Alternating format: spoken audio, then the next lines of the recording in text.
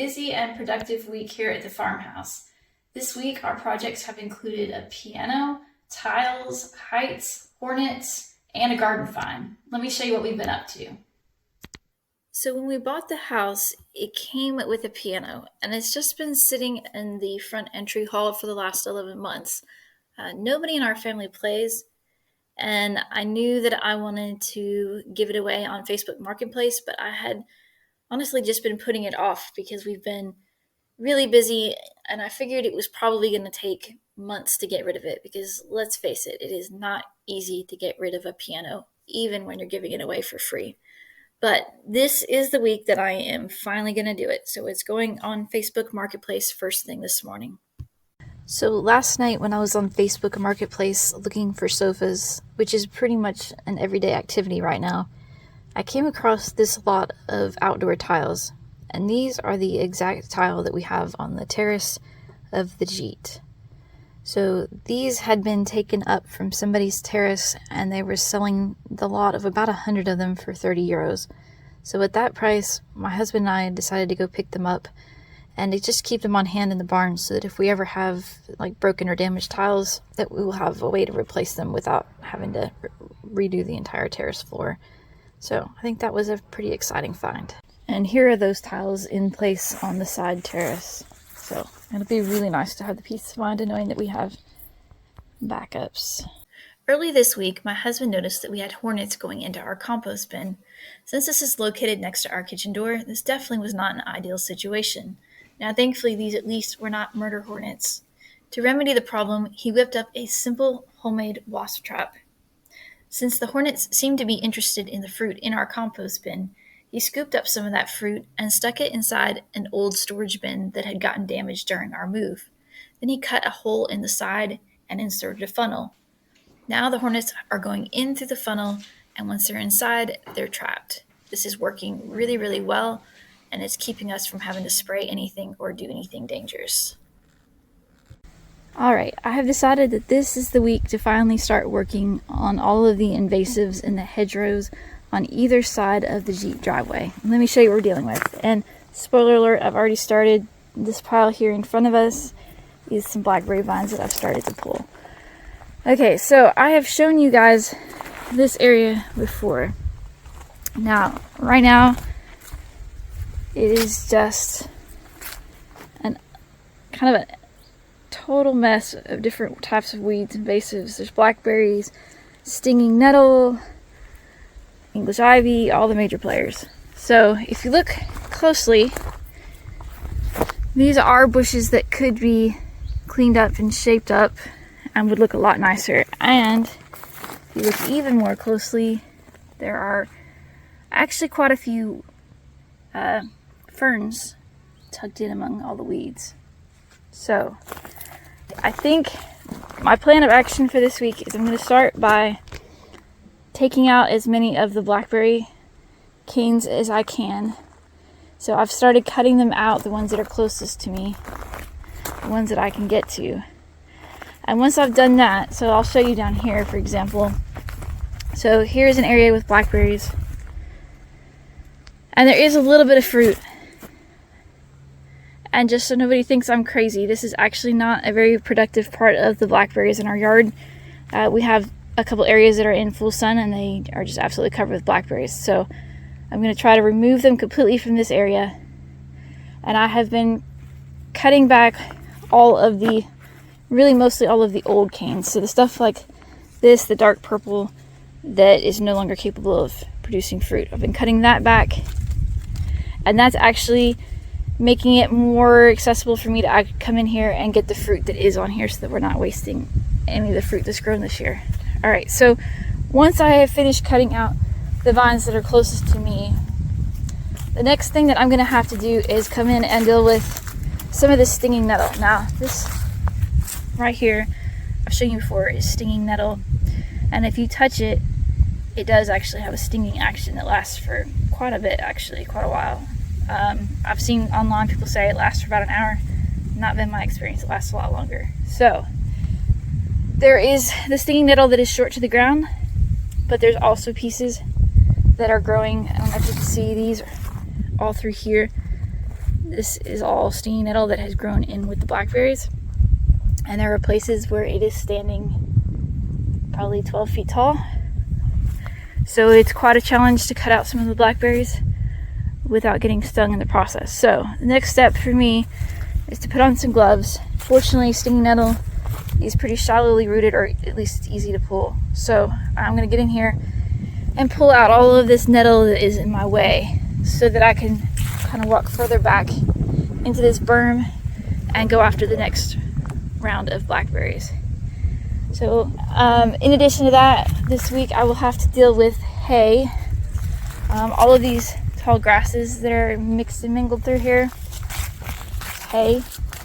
So that needs to be weed eated or cut down, or maybe even just ripped out by the roots.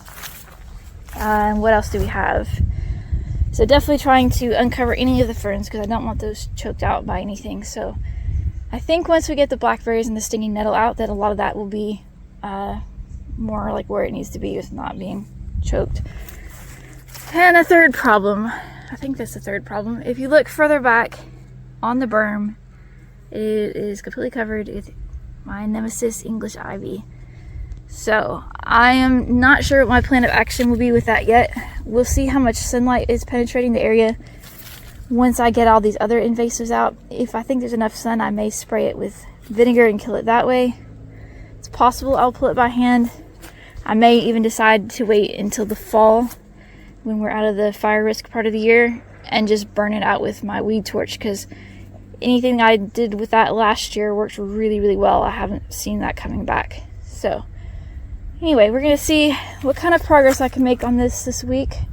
I have not checked the forecast, so hopefully it is on my side with this project. And if this is anything like any of the other areas in the yard that I have tackled in the past, there will probably be some good surprises along the way. So usually we've found things like rock walls or plants that we didn't know we had. So this will be a bit of an adventure as well. And yeah, so I think I mentioned recently, I know I did, there is actually this here on the end is a plum tree that we didn't know we had. So we'll get that area around that cleaned up as well. And then we'll start making some decisions about some of these larger trees that are not doing so well. This one, for example, here has been packed in too tight for too long with all the other plants.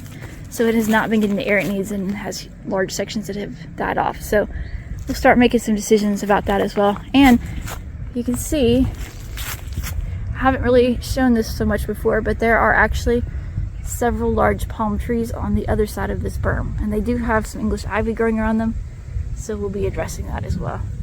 All right, well, I better get back to work and we'll see what kind of progress I can make.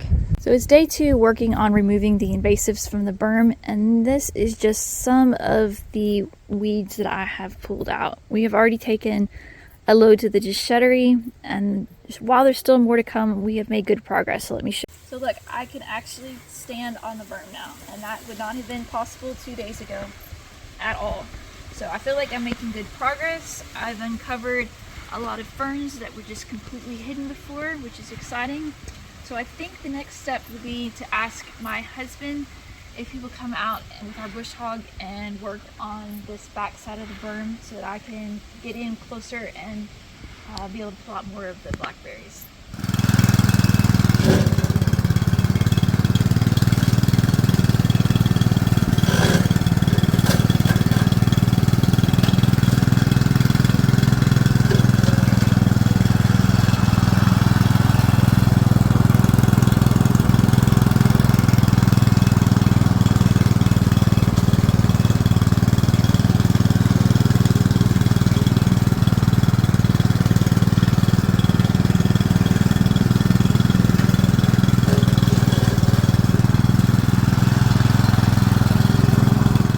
So I am excited to say that someone is coming for the piano. I listed it Monday morning, and by Monday night I had a taker.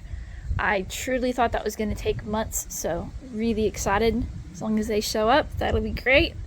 And to get ready, my husband and I came out here to trim this shrimp willow beside the gate because it had actually grown out and been sticking out in front of the gate for quite a while.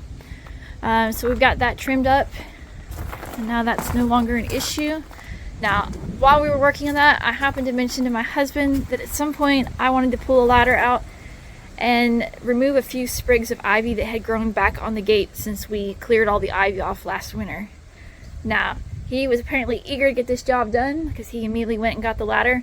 So I had planned on making this day 3 of working on the berm, but progress is progress, so I'm happy to work on the gate as well.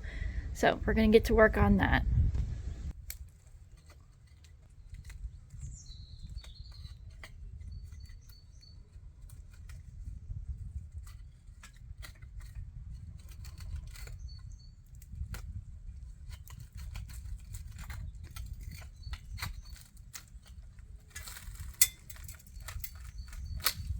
Do you hear that mortar breaking while he's working?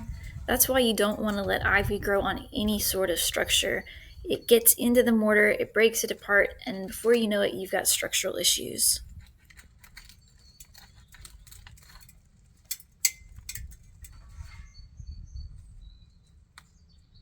So today my husband and I are working on removing the ivy and moss from the front gate.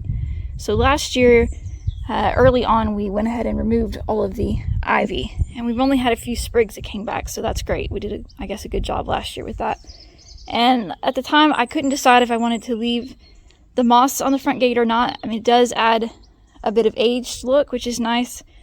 But the more that I thought about it, I think that it's actually going to look much neater with it removed. And also, I started thinking about the fact that this whole top area here was a complete bed of moss, and that would be locking in moisture at the top of the wall and allowing it to penetrate through the cracks, which is going to cause some repair issues down the road.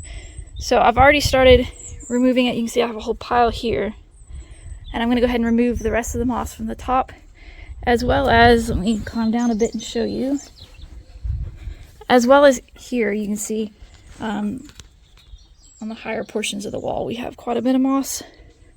So I'm going to pull off what I can and then come back with a sprayer full of vinegar and just spray the whole area down. That way, whatever I have missed will be killed, and that should be hopefully the end of the moss for a little bit. Now, I'm sure this will be an ongoing maintenance task since there is some shade on this area, but it shouldn't be too big of a job once we get it done the first time. Okay, so we got all of the moss and ivy off the front gate, and I think it's actually looking quite a bit better. And I'm really glad we tackled this project, because if you look at the top section here where the moss was heaviest, it looks like over the years the moss has hidden the need for repointing that area. So other sections, repointing is really good. Over here there were some rocks that were a little loose, so now we know that that's something we need to put on our project list. I am pleased to report that the piano has actually been picked up. I cannot even believe that we listed the piano on Monday, and here on Thursday it is actually out of the house, and I can start thinking more about what we want to do with the front entry hall.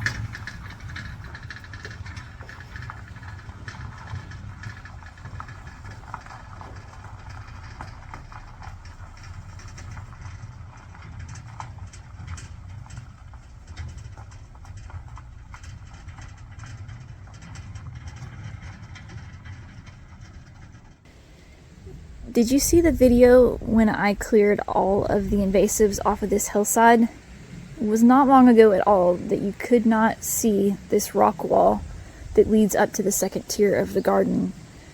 And I absolutely love the rocks, the way they look, and all of the euphorbia that we uncovered, which is really coming along nicely.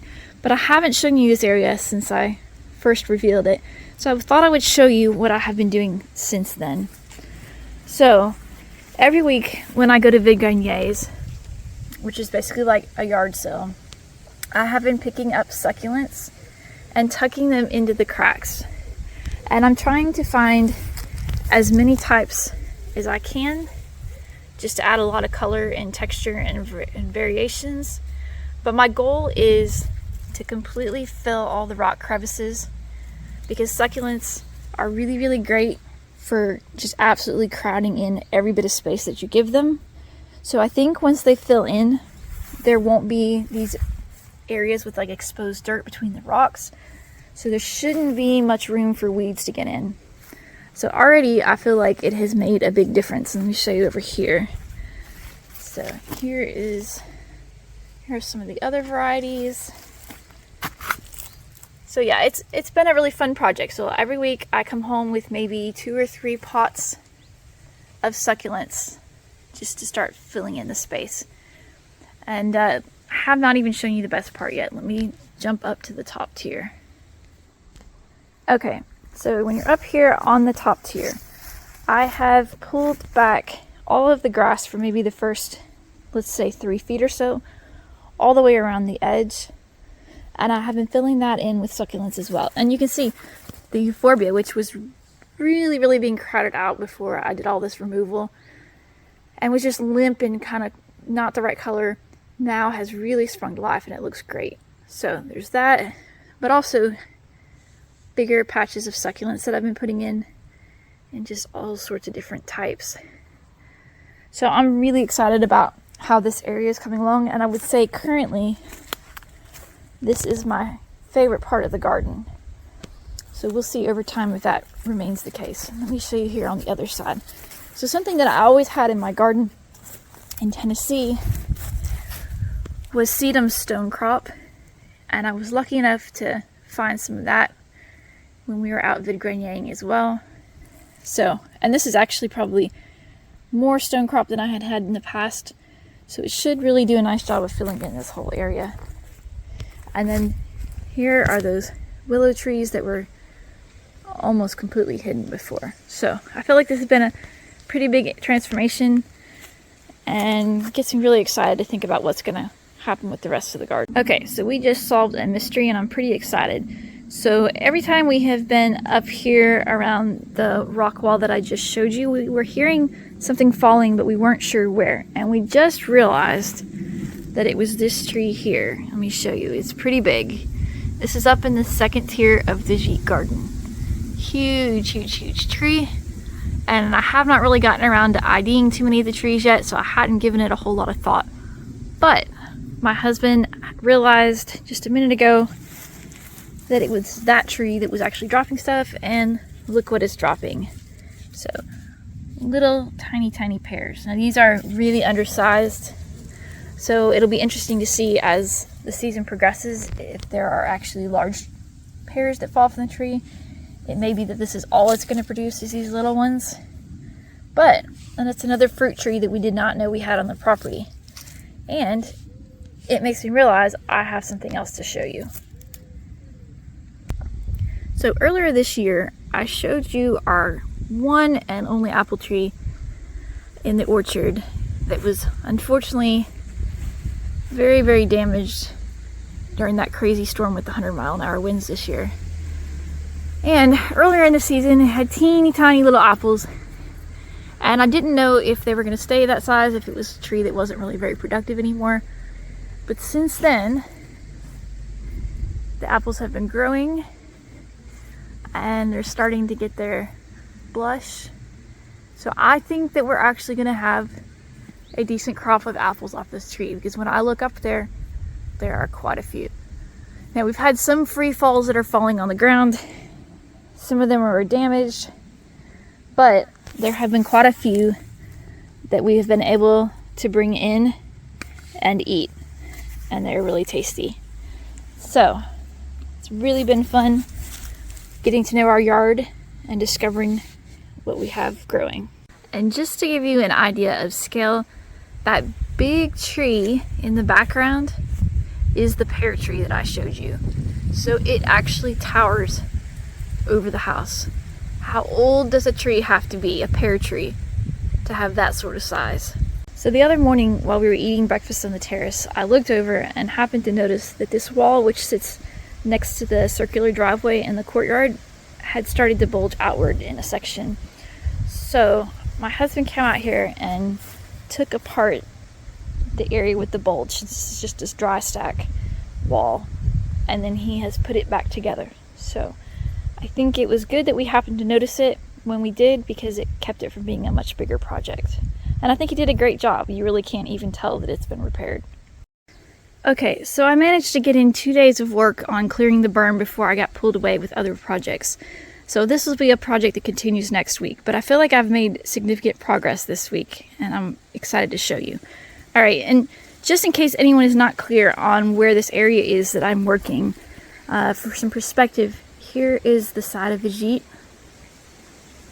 and then this berm is directly next to it. So this is the berm that separates the jeet from our orchard.